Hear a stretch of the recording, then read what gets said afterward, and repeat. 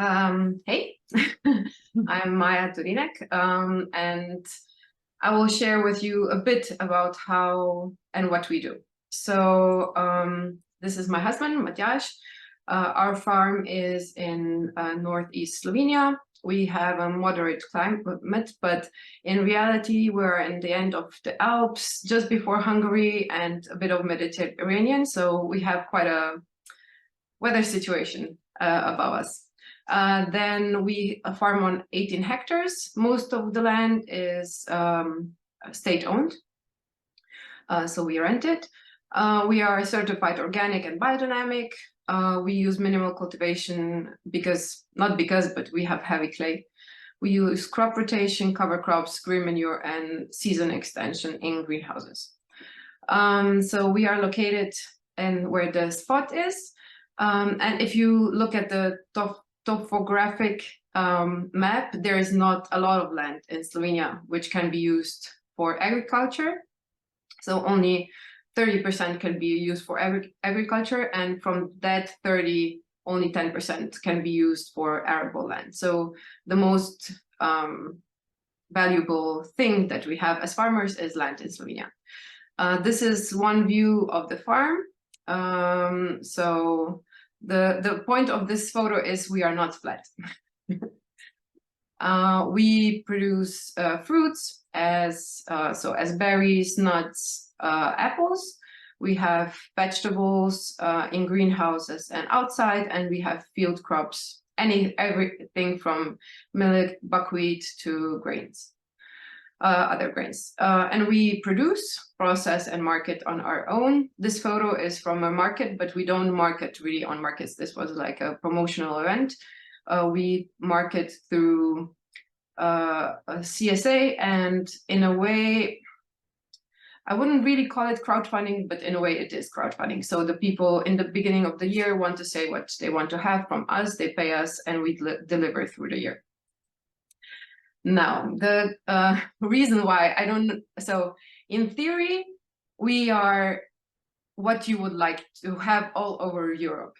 So we are diverse, we are taking care of the soil, we market everything on our own, we have a lot of knowledge, we have so both PhDs, we studied abroad and stuff like that. But the reality is we are not so... We are facing many challenges. So if you just look at the last 8 years, this is frost. So on the left side, you see like a healthy flower. On the right side, you see an apple on the first day after the frost. And in the last 8 years, we had 5 frost events, averaging from 50 to 100% loss. And for us it means that, let's say, 30% comes from 30% of money comes from apple production, meaning in 2 nights we lose 30% of money. What can we do? In the beginning years, we bought the machine on the left. It's called like a frost guard. It should prevent, or it should heat in 8 minutes a certain area. I don't know if it really works, but in reality, we made like a water accumulation. This one is 1,200 cubic meters big, and we have it's meant for frost protection. So in case what I said before, and in summer we are watering greenhouses and outside spaces with that. One case is hail. So this was last year, end of May, in the middle of the night. So we never experienced weather events like this in the night, because it just means that something is going really wrong. And we had hail events 4 times this year. Not this year, sorry, this in the last 8 years. What we can do about that is, and what we did about that is hail protection. This is apples. We wanted to do it on vegetables outside too, but we've seen that it doesn't really work.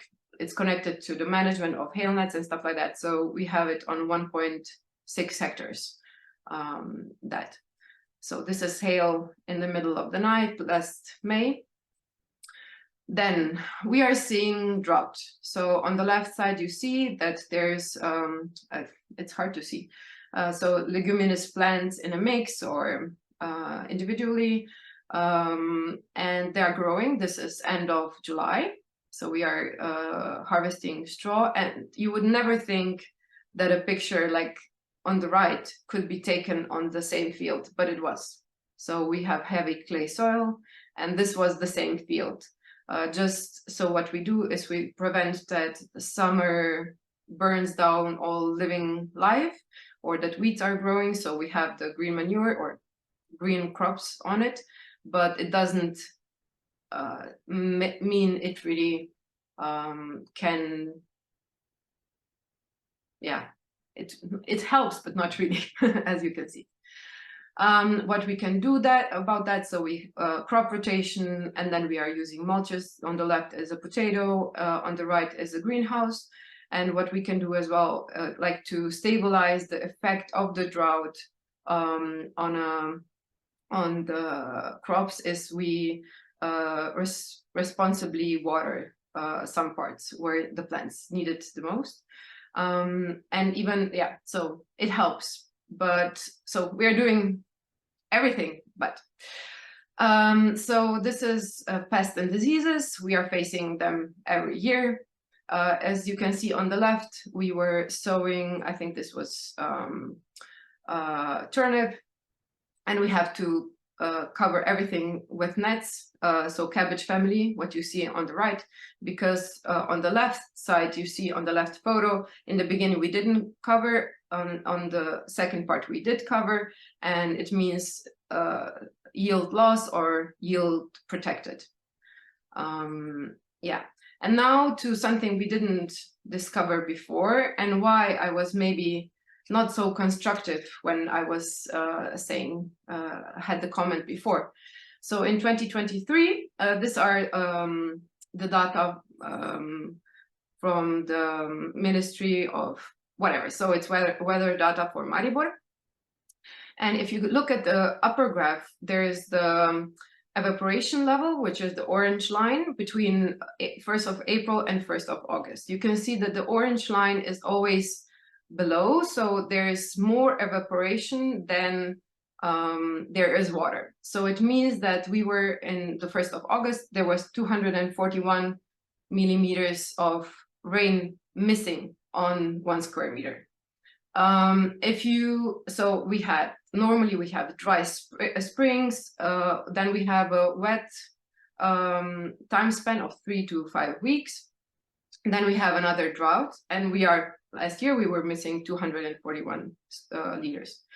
On the bottom graph, you can see the basically same. So 1st of April, but we stop at where the orange dot is. So it's the weather conditions in this year. And we can see that we are in 212 millimeters in plus, meaning that we are all used to what we produce in last year. So all the years were like last year. So we have a wet spring, then wet spring, then we have drought, then we have wetness again, and then that's it. We know how to deal with that. But if you look at it from this year, so we were 212 milliliters in plus, which if you combine, you don't understand Slovene, but so the transpiration last year was 540 millimeters, and this year it was 467. So additionally to the more rain, there was less sun. So we had based on that, we had even more, the effect of wetness was bigger or higher. So all in all, we were 527 liters in plus, which means this on the left side, we transplanted cabbages, red and green cabbage. And although we do everything, so the soil is what we are working for, there was so much rain or so much water in the topsoil that we had storms. So 60 liters in 2 hours, 70 liters in 2 hours, then 60 liters in 2 hours again. And then it was a weekend of 150 liters where all over Slovenia there were floods. So this is the reality what we are facing. And in conditions, so this were the greenhouses. My husband attached a plow and did like trenches around greenhouses and trenches around the field that we've seen here on the top, like in a cubic form, that the rain from the above was not going into it or not taking even more from us. And this is a condition, so this is not a bit less so inclination, but these are hokkaidos where we put mulch on, and this is 2 weeks or 1 week before harvest. And you can see, so with our organic approaches, we can have high yields, and with the mulch layer, we didn't lose so much yield. In majority, we do mulch because of drought, but now we see it works in, or we have to have it for rain too. This is our greenhouse, one of 4, 5. And now, I don't know if you want to hear, but I'll say it anyway. So, what do we need? You have to understand that we are living in a climate crisis now. I think it's really, for me, I'm like a, it's like a drowning person, like this. I'm doing everything what I can as a farmer, but it's not enough. And I see the effect of every consumer on whatever, even farmers, with the effect on us, on farming, on a sustainable farm. We need financing for environmental solutions, like greenhouses, like frost protection, like hail protection, everything, as soon as you can. The solutions have to be really specific. So you have to, like, the not just theory, but real facts, real solutions have to be presented to farmers and financed as well. And we desperately need less bureaucracy. We are working as a normal farm. We are educating hundreds of people every year, and we don't need some, I don't know what. It's just too much bureaucracy on all the levels there are. Even with our education level, it's hard to deal with that. And the last one, what can you do? I think Europe has to decide if we are going for self-sufficiency or if we are okay to be fed by the global market. Because as it is going now, I don't think that self-sufficiency can be an option even for long. And I thought that it's just Slovenia, that we are okay with 20% self-sufficiency in veggies, but it's not, it's whole Europe. We are all fine that we are feeding ourselves from Spain. Spain is drying out. So then we are losing farmers. So the average age of farmer in Slovenia is 65. You would never believe that. Just a sec. It's my 15 minutes. So we don't have enough farmers and we are getting less. We are getting older. We are getting tired. The measures which the government is doing or policymakers are doing has to be based on facts and data. And it has to be done from people who know what they are doing. It sounds really bad, but I think that each discussion group or each group that is deciding anything on the level of the EU, local ministries or whatever, there has to be at least one person who is a farmer or who was born on a farm or who was for 1 year at least on a farm, understanding how a farm works in the field that they're writing the policy for. If you're writing the policy for animal husbandry, you cannot do it if you never stepped your foot on a farm. And excursions and webinars as this, they're helpful, but not really, because for us, decisions are made from people who don't understand what they are saying. And the change of the narrative in the society and policy has to change for the farmer. So we are not Farmers are not the bad guys, the uneducated people who just do whatever they like or please. No, we are just providing a service for the community that needs food. And we do it in a way that you make us do. Because if you want to have cheap food that comes from somewhere, then we will eat forever from China and Spain. And if you as consumers and society decide that it would be better for us to eat differently, we will produce differently. And so please don't be like this anymore. It's not helping anyone, and it's surely not helping us. Thank you.